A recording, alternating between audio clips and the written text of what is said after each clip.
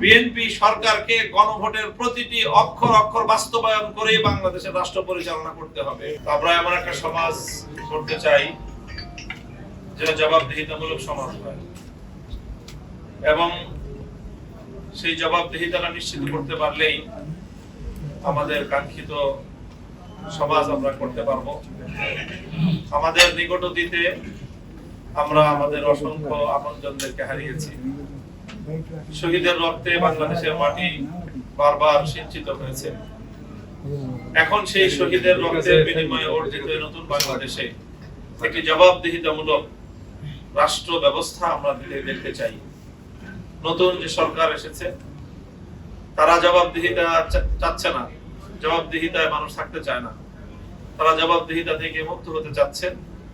আমাদের বাকিদের দায়িত্ব হবে এই সরকারকে রাষ্ট্রের দায়িত্বশীল হিসেবে যে কোনো মূল্যে তাদেরকে জবাবদিহিতার আওতায় নিয়ে আসা, এবং সেটা আমরা করতে পারবো। আমাদের প্রথম অ্যাসিড টেস্ট হবে গণভোট বিষয়ে জাতির কাছে সরকারকে জবাবদিহিতায় বাধ্য করতে হবে। পাঞ্জাবের জগতে একটি বিশ্বস্ত নাম শাবাব এথনিক ওয়্যার।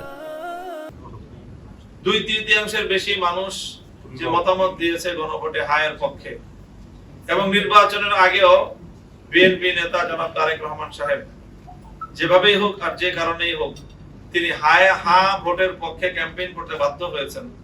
তার অর্থ হলো তিনি গণভোটের প্রতি এবং হায়ের প্রতি নিজে তিনি কমিটমেন্ট ব্যক্ত করেছেন, অঙ্গীকার ব্যক্ত করেছেন। অঙ্গীকার করে ক্ষমতায় যাওয়ার পরে এখন আপনি পিছলায় যাবেন, ছাই দিয়ে ধরতে হবে।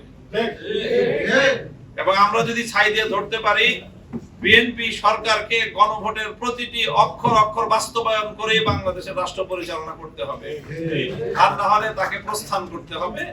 সে যেদিকে তার পূর্বসূরি গিয়েছে সেদিকেও যেতে পারে, অন্য কোনো দিকেও যেতে পারে, বাংলাদেশের সরকার পরিচালনা করতে পারবে না। কাজে আসুন আমরা সেই ব্যাপারে ঐক্যবদ্ধ হই, সংঘবদ্ধ হই। শহীদদের রক্তের প্রতি আমাদের যে দায়বদ্ধতা আছে, জুলাই বিপ্লবের আকাঙ্ক্ষা বাস্তবায়ন করতে হবে। আর না হয় 1.5 সহস্রাধিক শহীদ, 30 সহস্রাধিক যুদ্ধাহত জুলাই যোদ্ধাদের আমরা তাদের কাছে আমাদের দায় আমরা শোধ করতে পারবো না, ইতিহাসের দায় আমরা শোধ করতে পারবো না। আল্লাহ আমাদেরকে সেই জবাবদিহিতামূলক একটি সমাজ রাষ্ট্র গড়ার তৌফিক দান করেন।